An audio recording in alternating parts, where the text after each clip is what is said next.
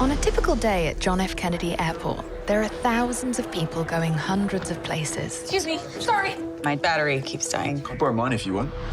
But today, a girl and a boy will meet. Sorry, I don't share electronics till the third date. Okay. No, I suppose it is quite intimate. And it will change everything. Hello, ladies. Congratulations. It's just a very, very nice romantic film. And I hesitate to call it a rom-com because that has certain connotations that this, doesn't have. I'm pleased to say. Yeah, Jennifer, the leads are so well defined and have such unique characters. And it makes me wonder if they were based on anyone you know. Oh, that's such an interesting question. They're really not. I think, the book is even more focused on Hadley. And I really just started with the idea of two people who were both reluctant to fall in love and mistrustful of love for their own reasons, and wanted to see what happened when you put them together on a 7-hour flight. And so they're sort of, I think anytime you're writing characters that you steal bits and pieces from people and from life experiences. And the whole setup actually was because I had a long chat with somebody on a plane once, and then we got separated at customs, and I thought how interesting it was that you could spend so much time talking to somebody and then never see them again. But as I write each draft and as I get further into a book, the characters always become just really completely themselves. And I think the film adds a whole nother layer of uniqueness to them, of course, too. Yes, but I mean, his obsession with numbers is a constant. You never let it drop. Did you have to watch for that, like structure? I guess structurally. I just thought it was interesting to have a character who was so reliant on data and psychology and statistics, and to the point where it was hard for him to show any kind of vulnerability because that he let that get in the way of connection. And it was actually a really fun part to write in the book because it was I was sort of making up statistics and studies, and it was a really fun quirk of his character. And I think Katie Lovejoy, who wrote the screenplay, did a really nice job of weaving that through in the movie as well. Yes, Jamil shows up every once in a while as a different sort of very practical person who you would believe would be in the scene, like a ticket taker, an airline stewardess, if that's what they call them now, sorry, a driver. I think that added, that added a real bit of magic. It was like otherworldly, like a fairy godmother or something, but very modern. I loved that little bit of business. How did that happen? I think that was really Katie Lovejoy, the screenwriter, who decided to make the narrator of the book into an actual personified fate character. And I think it's really fun and really elevates it. It's cool. And you always go, oh, she's there. What important is she going to be sharing with them? She really has she's like the Greek chorus in a way. Yeah.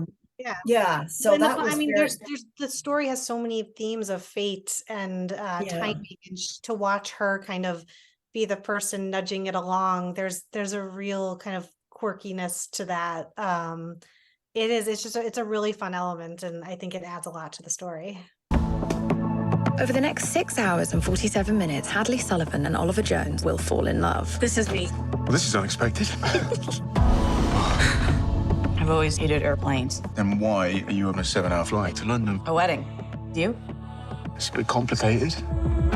Do you want to join me at the cinema? Make our first date dinner and a cheesy rom-com? Or is that like a third date thing for you? I'll be reaching for you. Breaking all my rules for you. The odds of finding your soulmate are slim to none. This is my number. Text me so I've got yours. I don't know. The odds of finding them again, good luck.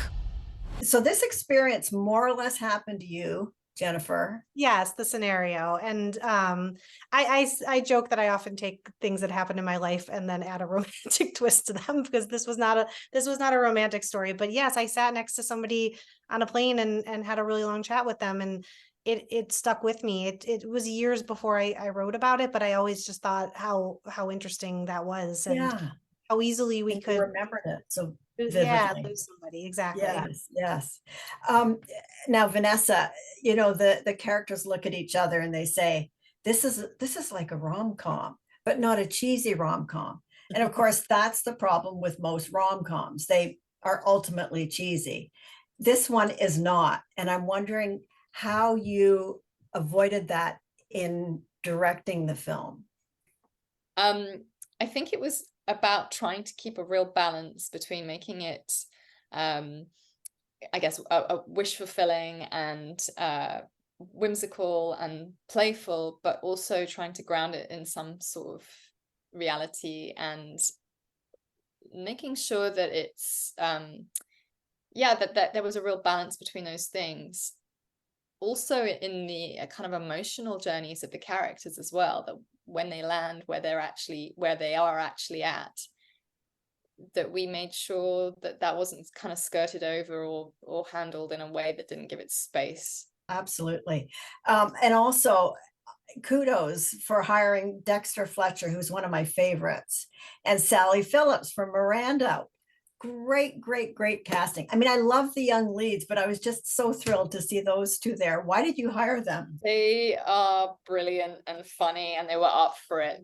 I mean, they just yeah, they were so, and also Dexter's a massive director, so that was quite a funny little dynamic, because he could have been a bit of a like about it, but he wasn't at all. He was so nice, and he was like, he rocked up and said, "Okay, what do you want me to do, boss?"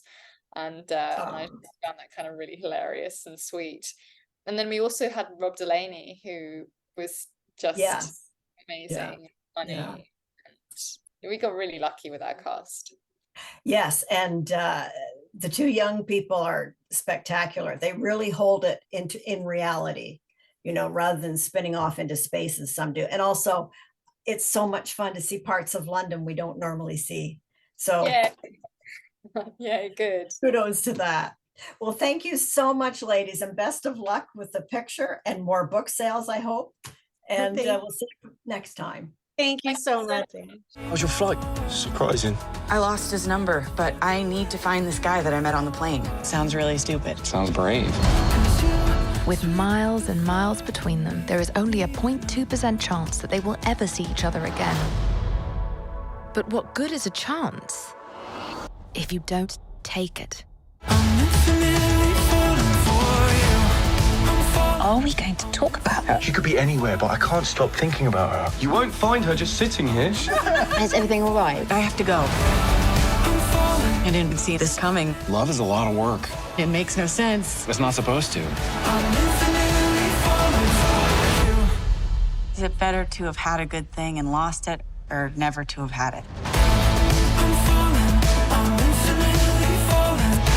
You like a tech bro, or? I'm studying statistics at Yale. Subtle status drop there.